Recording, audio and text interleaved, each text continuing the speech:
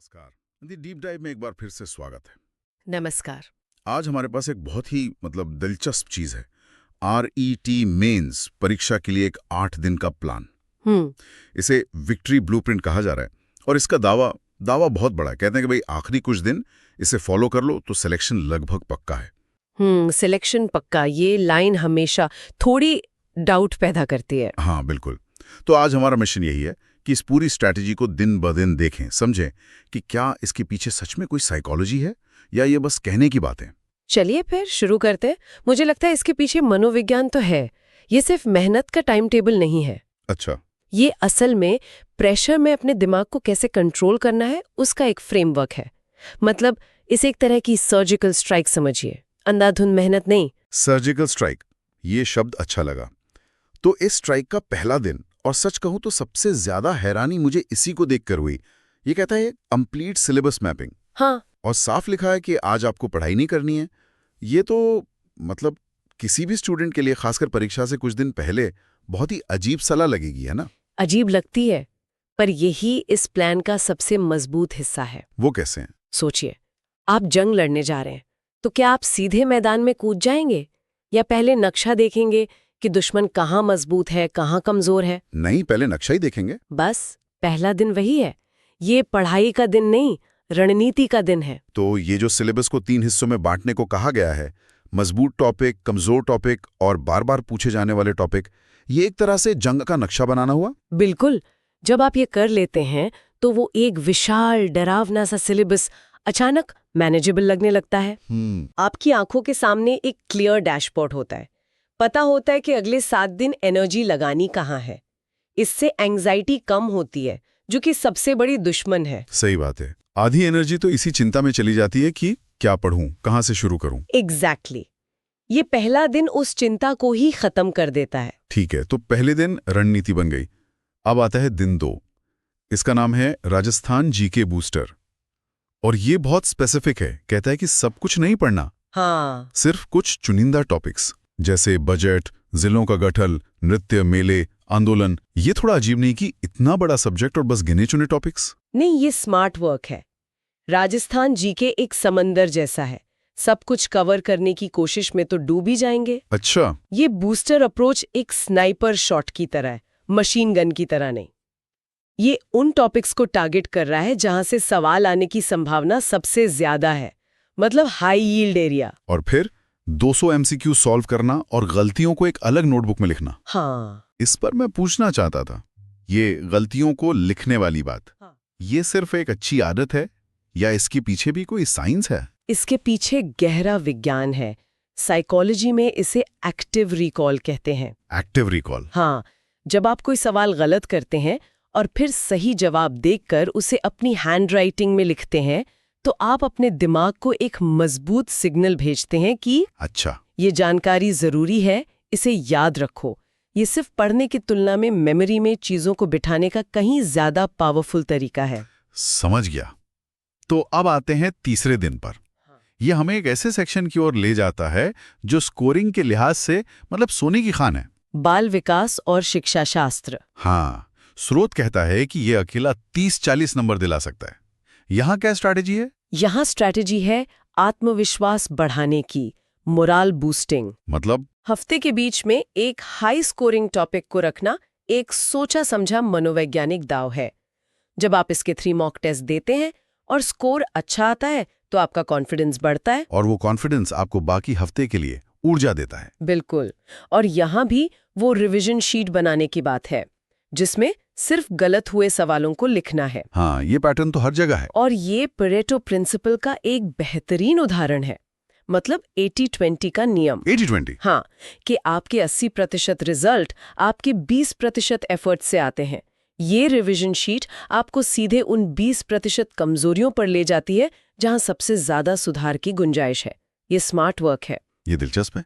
लेकिन अब जो अगला दिन है, दिन 4, वो शायद मनोबल के लिए सबसे बड़ा टेस्ट है। Full length mock test. हाँ, 2 पूरे पेपर, एक सुबह एक शाम, बिल्कुल परीक्षा वाले माहौल में। मेरा एक सवाल है, अगर इन मॉक टेस्ट में स्कोर बहुत कम आ जाए तो क्या ये मनोबल तोड़ने वाला नहीं होगा, खासकर परीक्षा से इतने करीब? बहुत ही जरूरी सवाल है और ज्यादातर स्टूडेंट्स यही गलती करते हैं। वो मॉक टेस्ट के स्कोर को अपना फाइनल सर्टिफिकेट मान लेते हैं। तो फिर? जबकि इस प्लान के हिसाब से चौथा दिन स्कोर देखने का दिन है ही नहीं। है ही नहीं, तो फिर टेस्ट देने का क्या मतलब? ये डेटा इकट्ठा करने का दिन है। ये आपकी तैयारी का एक डायग्नोस्टिक टेस्ट है, जैसे ब्लड टेस्ट होता है। Blood test. हाँ, ब्लड टेस्ट की रिपोर्ट खराब आने पर आप निराश नहीं होते, आप डॉक्टर के पास जाकर इलाज करवाते हैं। ये मॉक टेस्ट वही रिपोर्ट है। तो आप कह रही हैं कि इस दिन का मकसद ये जानना नहीं है कि कितने नंबर मिले, बल्कि ये जानना है कि नंबर कटे कहाँ। बिल्कुल, समय कहाँ बर्बाद हुआ, कौन सा टॉपिक अब भी कमजोर है। स्कोर तो बस एक आंकड़ा है, लेकिन एनालिसिस वो सोना है। और यही एनालिसिस हमें अगले दिन की रणनीति की ओर ले जाता है। एग्जैक्टली। जो है दिन 5 कमजोर क्षेत्र पर हमला। इसका लॉजिक तो बहुत सीधा है। चौथे दिन जो भी गलतियां हुई, आज सिर्फ उन पर काम करना है। और यहीं पर ये प्लान शानदार तरीके से पर्सनलाइज हो जाता है। यह हर किसी के लिए अलग है। अच्छा, कैसे?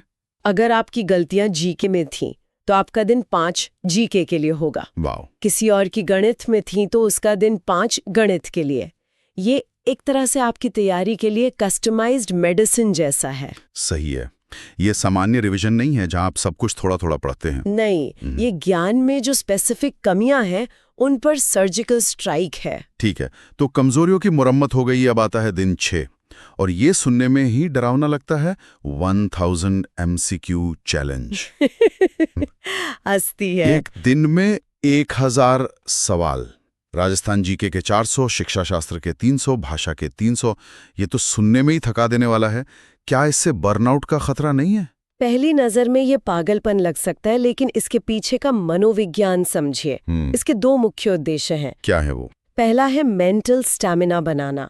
जैसे एक मैराथन धावक असली रेस से पहले लंबी दूरी तक दौड़ने की प्रैक्टिस करता है, उसी तरह ये दिन आपके दिमाग को प्रेशर में लंबे समय तक फोकस करने की ट्रेनिंग देता है। और दूसरा उद्देश्य? दूसरा उद्देश्य है कॉग्निटिव फ्लुएंसी बनाना। जब आप इतने सारे सवाल हल करते हैं तो आपका दिमाग पैटर्न पहचानने लगता है। सवाल को पढ़ना, समझना और जवाब तक पहुंचने की प्रक्रिया तेज और ऑटोमेटिक हो जाती है। इसका फायदा क्या होगा? इसका सबसे बड़ा फायदा परीक्षा के दिन मिलता है। जब आप 1000 सवालों की प्रैक्टिस करके जाते हैं तो 150 सवालों का असली पेपर मानसिक रूप से बहुत कम डरावना और आसान लगता है। अच्छा, तो ये डर को आत्मविश्वास से बदलने का एक तरीका है। बिल्कुल। समझ गया। अब हम प्लान के आखिरी में पहुंच रहे हैं। दिन 7 है, अंतिम संशोधन। इस दिन के लिए अपने बनाए हुए शॉर्ट नोट्स, मुश्किल सवाल, तारीखें और तथ्य पढ़ने को कहा गया है। हाँ। लेकिन इसके साथ एक बहुत बड़ी चेतावनी भी है, बड़े बड़े अक्षरों में, नया कुछ मत पढ़ना। ये इतना जरूरी क्यों है? ये शायद इस पूरी योजना का सबसे महत्वपूर्ण मनोवैज्ञानिक नियम है। ऐसा क्यों? 7वां दिन नए हथियार खरीदने का नहीं, बल्कि अपने शस्त्रागार में जो हथियार हैं उन्हें चमकाने और तेज करने का है। सही है। और आखिर में दिन 8, परीक्षा का दिन। इसके लिए तो बस यही कहा है कि शांत रहें, सोशल मीडिया से दूर रहें। हाँ, क्योंकि उस दिन ज्ञान की लड़ाई खत्म हो चुकी होती है। अब सिर्फ मानसिकता की लड़ाई बाकी है। आपका दिमाग एक शांत तालाब जैसा होना चाहिए। कोई भी नई सूचना या सोशल मीडिया की हलचल उस तालाब में पत्थर फेंकने जैसा है, जो सब कुछ गंदा कर देगा। इस पूरी योजना के साथ 4 स्वर्णिम नियम भी दिए गए हैं। रोज 7-8 घंटे की पढ़ाई, 1 घंटे से कम मोबाइल, हर दिन एक मॉक टेस्ट और रात में रिवीजन। ये तो काफी स्टैंडर्ड सलाह लगती स्टैंडर्ड है, लेकिन जब आप इसे इस 8 दिन के प्लान के साथ जोड़कर देखती हैं तो इसका मतलब बदल जाता है। ये नियम इस प्लान के 4 पहिए हैं।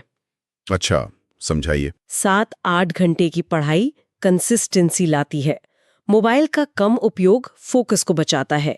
रोज मॉक टेस्ट प्रैक्टिस को आदत बनाता है। और रात का रिवीजन वो दिन भर की सीखी हुई चीजों को लॉन्ग टर्म मेमोरी में भेजता है। तो ये नियम उस माहौल को बनाते हैं जिसमें ये ब्लूप्रिंट कामयाब हो सकता है। बिल्कुल। तो इस सब का क्या मतलब निकालें? इस पूरी 8 दिवसीय योजना का सार यही है कि आखिरी समय में भी एक स्ट्रक्चर्ड, स्मार्ट और मनोवैज्ञानिक तरीका आपको बहुत आगे ले जा सकता है। ये सिर्फ मेहनत करने के बारे में नहीं है, बल्कि सही दिशा में, सही चीजों पर और सही तरीके से मेहनत करने के बारे में है। बिल्कुल। ये जानने के बारे में है कि क्या पढ़ना है, और शायद उससे भी ज्यादा ये जानने के बारे में है कि क्या छोड़ना है। सही कहा। और अंत में एक विचार छोड़कर जाना चाहूंगी। ये स्रोत हमें एक परीक्षा के लिए खाका देता है, लेकिन क्या होगा अगर हम इस 8 दिवसीय अटैक प्लान को जीवन के दूसरे लक्ष्यों पर भी लागू करें? जैसे कि सोचिए किसी बड़ी ऑफिस प्रेजेंटेशन की तैयारी करनी हो या कोई नया स्किल 1 हफ्ते में सीखना हो। हाँ, ये तो हो सकता है। इसके पीछे के सिद्धांत तो वही रहेंगे। पहले मूल्यांकन करो, फिर कमजोरियों को निशाना बनाओ, जमकर अभ्यास करो और आखिर में मानसिक रूप से तैयार रहो। ये योजना सिर्फ एक परीक्षा पास करने के बारे में नहीं है, ये दबाव में उत्कृष्टता हासिल करने का एक तरीका सिखाती है।